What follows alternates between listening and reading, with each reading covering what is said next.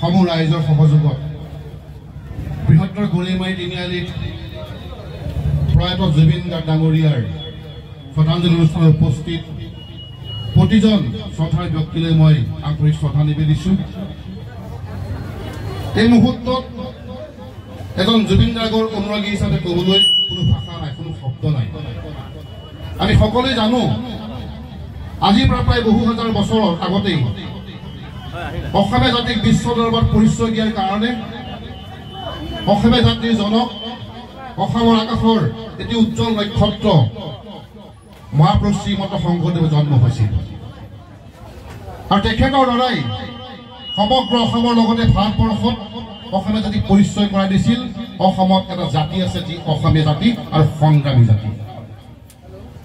তাৰ পৰৱৰ্তী সময়ত আজি আমাৰ মাজত নাই, নিয়তিৰ পৰিয়াসত আমাৰ মাজৰ পৰা বিদায় লোৱা ডক্টৰ ভূপেন হাজৰিকা। তেখেতৰ বলিষ্ঠ কণ্ঠ আৰু সাহসৰ কাৰণেই অসমৰ ইমূৰৰ পৰা সিমূৰলৈ সমগ্ৰ অসমব্যাপী ভাৰতব্যাপী তেখেতে অসমীয়া জাতিক পৰিচয় কৰাই দিছিল যে আমি অসমীয়া জাতি অসমত জীয়াই আছো। ডক্টৰ ভূপেন হাজৰিকা দেৱৰ পিছত উঠি অহা যুৱ প্ৰজন্মৰ এজন অভিভাৱক, অসমীয়া জাতিৰ এজন অভিভাৱক, সমগ্ৰ বিশ্বত তেখেতৰ কণ্ঠৰ দ্বাৰা অসমীয়া জাতিক পৰিচয় কৰি উঠি অহা যুৱ প্ৰজন্মৰ হাতক অসমীয়া জাতিৰ স্পন্দন আজি আমাৰ মাজত নাই। যোৱাকালি যি খবৰে আমাক মৰ্মাহত কৰিছিল 1972 চনৰ 18 নৱেম্বৰ তাৰিখে জন্মগ্ৰহণ কৰা এই অসমীয়া আই মাতৃৰ বুকুত এগৰাকী অসমীয়া আই মাতৃয়ে ছটফটাই প্ৰসাৱ বেদনা জন্ম দিছিল। সেইজন যিজন ভূপেন হাজৰিকাৰ পিছতেই আমি আজি শ্ৰদ্ধাঞ্জলি জনাইছো জুবিন গাৰ্গ ডাঙৰীয়া। তেখেতৰ ইতিহাস জানিবলৈ আমাৰ যুৱ প্ৰজন্মৰ আৰু বহু বছৰ লাগিব। তেখেতৰ ইতিহাস শিকিবলৈ আমাৰ বহু বছৰ লাগিব। আমি প্ৰত্যেকে এটা কথা জানো, আজি অসমত এখন চৰকাৰ আছে, গণতান্ত্ৰিক চৰকাৰ, কিন্তু তাৰ পিছতো জুবিন গাৰ্গ ডাঙৰীয়া হৈছে এজন তেখেত ব্যক্তিগত চৰকাৰ, নিজৰ চৰকাৰ, যাৰ নিজৰ এখন আইন আছে, যাৰ নিজৰ এটা অধিকাৰ আছে, যাৰ নিজৰ এটা কণ্ঠ আছে, যিজনে অসমৰ চৰকাৰক কয় মই ঘেন পাওঁ কাকো খাতিৰ নকৰো। এটা সংগ্ৰামী সন্তা আৰু সৎ সাহসী যুৱক জুবিন গাৰ্গ আছিল। তেনেজন ব্যক্তি আমি হেৰুৱাইছো। অসমীয়া জাতিয়ে জুবিন গাৰ্গক হেৰুওৱা নাই, জুবিন গাৰ্গ হেৰুওৱা নাই, অসমীয়া জাতিয়ে হেৰুৱাইছে এটা প্ৰতিষ্ঠান, যিজন জুবিন গাৰ্গ। তেখেতৰ বিষয়ে ক'বলৈ বহু সময় লাগিব। জুবিন গাৰ্গ ডাঙৰীয়া মোৰ খুব ভাল বন্ধু আছিলে, যথেষ্ট ভাল বন্ধু। বহুতে জানে আজিৰ পৰা কেইটামান আগত এজেগাত আমি লগ পাইছিলো। তেতিয়া মই তেওঁক কৈছিলো যে তুমি সুৰাপান ত্যাগ কৰা, তোমাৰ শৰীৰে সুৰাপান কৰিবলৈ নকয়। তেখেতৰ সেই খুহুতীয়া হাঁহি ধেমালিৰ মাজৰে মোৰ প্ৰত্যুত্তৰ আছিল, বন্ধু থাকিম কেইদিন। তেনেজন ব্যক্তি, তেনেজন বন্ধু আজি আমাৰ মাজৰ পৰা বিদায় ললে। মৃত্যুৰ নিয়তিৰ হাতত তেখেত চিৰদিনৰ কাৰণে আমাৰ মাজৰ পৰা বিদায় ললে।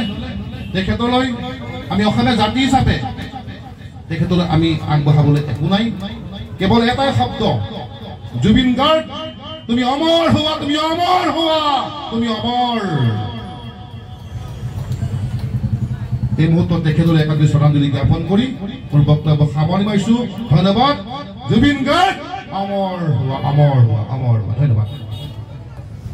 ক'ব লাগিব এইজন মানুহ, যোনজন মানুহে অসমৰ কাৰণে কি কৰা নাছিলে, আমাক কি দিয়া নাছিলে আৰু আমাৰ কাৰণে কি কৰা নাছিলে। বহু হাজাৰ গীত তেওঁ গাই থৈ গৈছে আৰু অসমৰ জনসাধাৰণৰ কাৰণে গাই গৈছে। সেয়েহে আমি আজি ক'ব বিচাৰিছো এই পবিত্ৰ জেগাৰ পৰাই, শ্ৰদ্ধাঞ্জলি অনুষ্ঠানৰ পৰাই আমি গৰৈমাৰী ৰাইজে জুবিন গাৰ্গৰ যদি পাৰো, দীপক দা আৰু এই আমাৰ সুৰেন্দা সকলো আছে আৰু গৰৈমাৰী ৰাইজ আছে, আমি এই গৰৈমাৰী মাছ মজিয়াত যদি এটা প্ৰতিমূৰ্তি জুবিন গাৰ্গৰ বনাব পাৰো অনাগত দিনত, আপোনালোকৰ সহায় সহযোগত ইয়াতকে আৰু ভাল কথা আমাৰ কাৰণে নহ'ব গৰৈমাৰীবাসীৰ কাৰণে।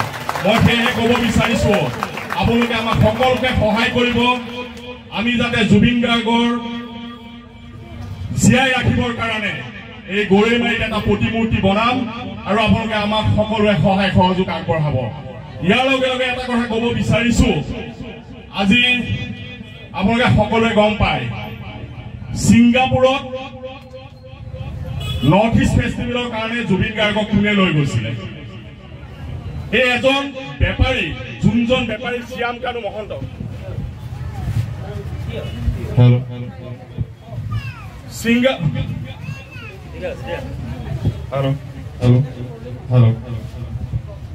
যোনজন জুবিন গাৰ্গক ছিংগাপুৰলৈ লৈ গৈছিলে এজন বেপাৰী আমি সঁচা কথাত অসমীয়াত ক'বলৈ গ'লে যোনজন বেপাৰী শ্যাম কানু মহন্তই যোনজনে নৰ্থ ইষ্ট ফেষ্টিভেল অসমতো পাতিব পাৰে অসম নালাগে নৰ্থ ইষ্ট ফেষ্টিভেল নৰ্থ ইষ্টৰ য'ত ত'ত পাতিব পাৰে কিন্তু তেখেতে নৰ্থ ইষ্টত নাই পতা ভাৰতত পতা নাই বাহিৰৰ দেশ এখন ছিংগাপুৰত নৰ্থ ইষ্ট ফেষ্টিভেল পাতিবলৈ লৈ গৈছে যদি জুবিন গাৰ্গৰ লগত আজি তেওঁ সহধৰ্মিনী গৰিমা গাৰ্গ গ'লহেঁতেন তেতিয়াহ'লে হয়তো চাগৈ আজি জুবিন গাৰ্গ আমাৰ মাজৰ পৰা হেৰাই নগ'লেহেঁতেন আজি জুবিন গাৰ্গ হেৰাই যোৱাৰ কাৰণ গৰিমা গাৰ্গ তেওঁ সহধৰ্মিনীৰ লগত চাহটো দৰে সদায় থাকে কৰবাত সংগীত অনুষ্ঠান এটা পাতিলেও তেওঁ লগতে চাহটো হিচাপে থাকে আমি হলেশ্বৰত আনিছিলো 2019 চনত জুবিন গাৰ্গক অসম বৈদিক বৈষ্ণৱ মহাসভাৰ কেন্দ্ৰীয় অধিৱেশনত আমি হৰিহৰৰ ক্ষেত্ৰত জুবিন গাৰ্গক নিমন্ত্ৰণ কৰিছিলো আৰু জুবিন গাৰ্গ আমাৰ মাজত আহিছিলে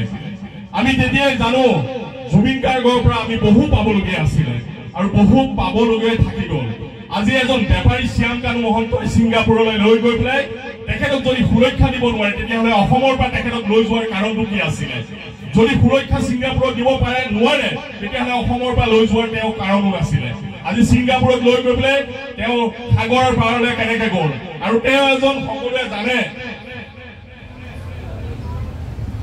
তেওঁ এজন সিজাৰ পেচেণ্ট আগতো তেখেতৰ সিজাৰ হৈছে বহু জেগাত তথাপিও তেখেতে ভাল পাইছে তেখেতৰ সিজাৰ পেচেণ্ট হৈ পেলাই তেখেতক সাগৰলৈ লৈ যোৱাৰ কাৰণটো কি আছিলে আজি অসম চৰকাৰে আপোনালোকে জানে অসমৰ মাননীয় মুখ্যমন্ত্ৰীয়ে তদন্তৰ ঘোষণা কৰিছে তদন্তৰ ঘোষণা শ্যাম কানু মহন্ত আৰু যোনজন জুবিন গাৰ্গৰ মেনেজাৰ তেখেতকো আওতালৈ আনিছে গতিকে আমি এই তেজপুৰীয়া ৰাইজে গৌৰৱী ৰাইজে এটাই আমি অনুৰোধ জনাম যাতে এই শ্যাম কানু মহন্ত নামৰ বেপাৰীজন আৰু তেওঁৰ লগত থকা জুবিন গাৰ্গৰ লগত থকা যোনজন মেনেজাৰ আমাৰ সাধাৰণ মানুহ জুবিন গাৰ্গৰ ওচৰলৈ যাব নিদিয়ে যোনজন মেনেজাৰ সিদ্ধাৰ্থ শৰ্মা গহপুৰৰ তেওঁ গঠিয়াই পেলাই আঁতৰাই দিয়ে সাধাৰণ ল'ৰা ছোৱালী বা মানুহে যদি জুবিন গাৰ্গৰ ওচৰলৈ যাব বিচাৰে এনেকুৱা এজন মানুহ যোনজন সিদ্ধাৰ্থ শৰ্মা মেনেজাৰজন লগত থকাৰ অৱস্থাত কেনেকৈ আজি জুবিন গাৰ্গ আমাৰ মাজৰ পৰা অকালতে হেৰাই গ'ল